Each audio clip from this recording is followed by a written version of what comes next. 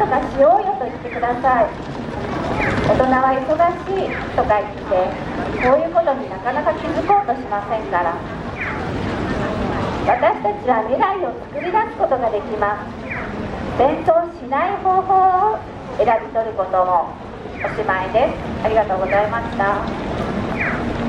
りがとうございました。それではこうやって戦争へのステップ一つ一つ上がっていっていると思っているんですけれども、今度は私さっき何度も戦争ができる法律っていうのが3月29日に施行されてしまったんですね。この戦争ができる法律、政府は安保関連法安保法制と言っていますけれども、これの、できてしまいましたけれども、これからどうすればいいのか、私たちは、これからどうしたらいいのかということをオリジナルの紙芝居で行います。よろしくお願いします。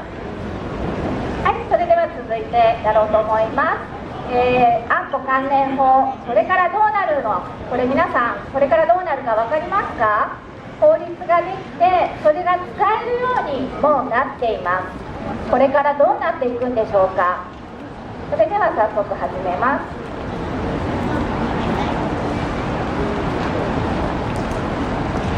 この写真ご存知でしょうか？これは去年の8月30日の国会周辺の写真です。ものすごい人ですね。これ何人集まったかご存知ですか？国会前に去年の8月30日、なんと12万人もの人が安保法反対と言ってこれだけ集まったんです。この集まり、さらに今度は6月5日、これ以上の集まりでみんなで安保反対を叫ぼうというふうに計画がされています。6月5日、これ以上の景色をぜひ皆さん生でリアルで見に来てください。歴史の中の一員として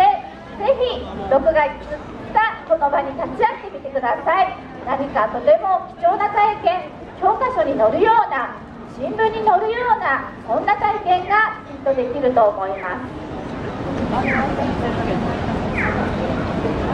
でこれも8月30日、国会前だけに集まったんじゃないんです。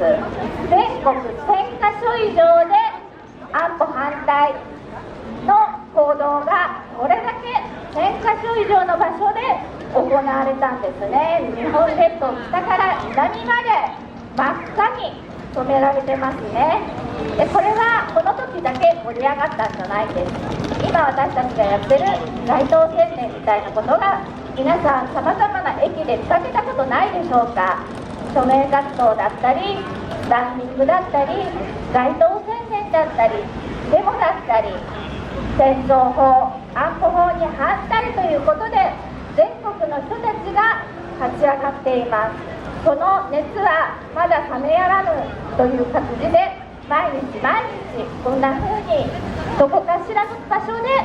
活動が行われています。その様子はぜひインターネットでデモ一覧で検索してみてください。ものすごい数、関東だけでもすごい反対運動があちこちの場所で繰り広げられているのがわかると思います。デモ一覧で検索してみてください。これは何かというと、安保法が、強行採決された後の世論調査です。共同通信、毎日新聞、朝日新聞、読売新聞、どこの調査でも審議や議論は尽くされていない、説明が足りない、強行採決は良くなかったという声が大半ですね。一応この法律っていうのは強行採決されましたけれども、皆さん強行採決された瞬間見ましたか？ NHK で放送されましたけれども、こんな状態です。もみくちゃ状態、人間鎌倉状態、こういうところでとても採決されたとは思えないですね。賛成の人は起立してくださいとか挙手してくださいって言って何人かこう数えるのがこうもみくちゃな状態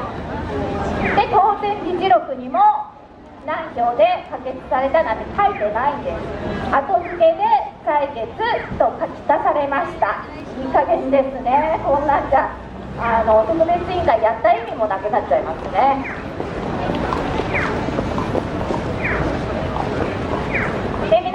注目してほしいのが、今全国で憲法学者の人たちが憲法違反の法律は無効だとして違憲裁判、これを行い始めてます。ニュースでご覧になった方もいらっしゃるとは思いますけれども、安保法は違憲ですと 99% の憲法学者が言ってるんです。それで違憲裁判を行っています。日本国憲法第9条98条に書いてあります。この法律は国の最高法規であって、その条規に反する法律命令、その他行為の全部また一部はその効力を有しない。憲法に違反する法律はその効力を持たない、無効だというふうに定められていて、今憲法学者の人たちが全国で違憲裁判を起こし始めています。だけど安倍政権は開き直ってますね。既成事実を積み重ねて、もうそうなっちゃったからしょうがないってことで私たちに諦めさせようとしています。じゃあ皆さん、安保法、これどういう法律なのかっていうのをスラスラっと言える方いらっしゃいますか？ちょっと説明させていただきます。安保関連法ビフォーアフターという表を作りました。ちょっと細かくなっちゃうんですけれども、これはたくさんの法律を安倍政権のやり口なんですけど、一括法としてまとめて出してるからなんですね。本当は安保法っていう法律1個だけじゃなくて、たくさんの法律が束ねられて一括法として出されています。一つ一つの法律を本当は丁寧に国会で審議しなくちゃいけないのにもかかわらず、そういうことをしてないんです。で、その中身を見てみるとどういうことかっていうと、今まで非戦闘地域ですね、ここに自衛隊を派兵する場合はその都度国会で法律を作って承認を得ていたわけです。それを今現在戦闘がされてない場所、近々戦闘が行われるかもしれない場所、ここに国会を通せずにいつでも自衛隊を派兵できる法律を作りました。そして今まで自衛隊というのは国連の平和維持活動、これに参加するだけだったのを、国連が関わらない活動にも参加していいよという法律も作ってしまいました。そして武器ですね、これも何かあった時の護身用で自衛隊が持ってただけなのが、これからは他国軍や民間人の警護にも使えるようにしてしまいました。今まで日本の周辺に限られていた米軍の支援、これも世界中どこでも地球の裏側までできるようになってしまいました。支援って一口に言っても、今まで支援してたのは水や食料や燃料、こういうものだったんですね、救援物資。だけどこれからは弾薬などの兵器や兵士などの軍事物資も運べるようになってしまいました。人道支援から軍事支援という大転換が行われています。後方支援だから危なくないっていう風なイメージを持っている方もいらっしゃいますけれども、弾薬や兵士を運んでれば敵に標的にされます。攻撃目標としてそこを叩けば相手の戦力をなくすことができるわけですから、後方支援といっても弾薬や兵士を運んでいれば狙われる、標的にされる非常に危険な行為に自衛隊の人たちはさらされることになってしまいました。そして集団的自衛権の行使容認ですね。皆さん、集団的自衛権、これおさらいしましょうか。集団的自衛権、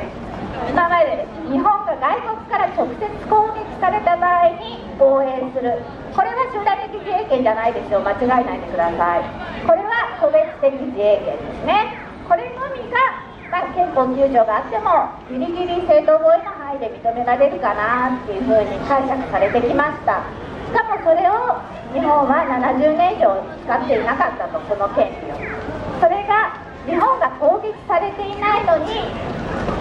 も反撃する、他国の喧嘩にしゃしゃり出る集団的自衛権の行使を容認してしまいました。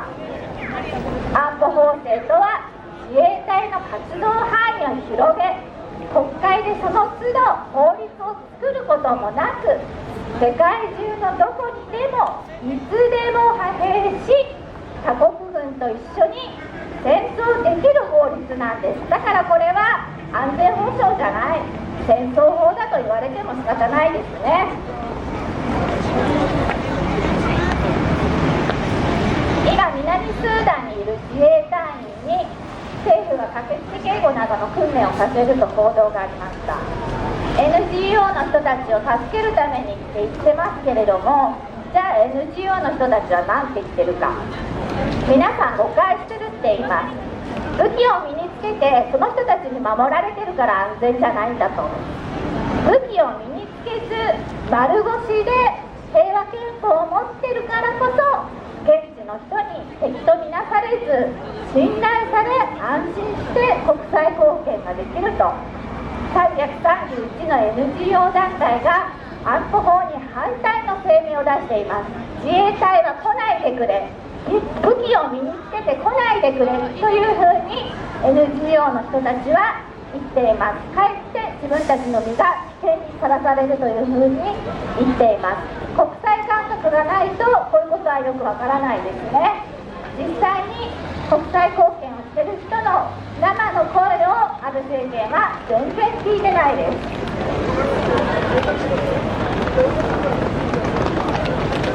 で、皆さんあんまりご存じないと思うんですけれども、10月1日に安倍政権は閣議決定で武器輸出のための防衛装備庁というのを設置したんです。皆さんご存知ですか？これからメイドインジャパンの武器が世界の人々を殺すことになる。ご存知でしょうか？このパレスチナの少女は言いました。どうか兵器を売らないでください。その兵器が私たちを殺します。日本の人々はいい人たちだと私は信じていますと日本人にこの少女は言いました。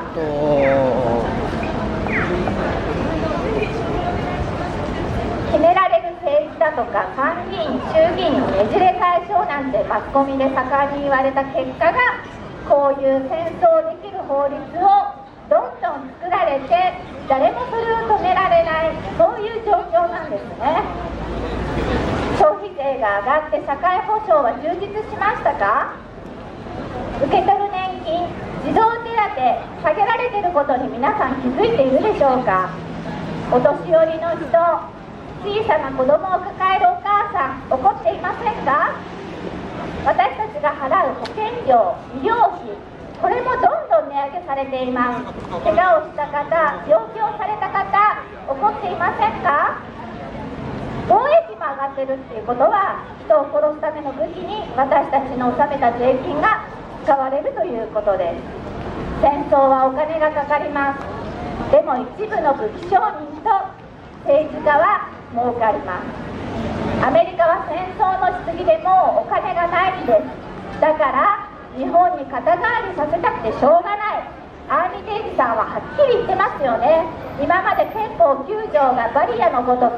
守っていたから自分は手出しができなかったと。だけど安保法ができたおかげでこれで日本はアメリカの米軍を助けることができると、そんな風にアーミテージさん言ってましたね。憲法9条が今まで私たちを守ってくれたことをアメリカの人がはっきりと言っています。それを安倍政権が安保法制を作ったおかげで私たちの命がアメリカの戦争に差し出されることになってしまうわけです。そういうことに気がついた人たちが今こうやって全国で反対運動をしています。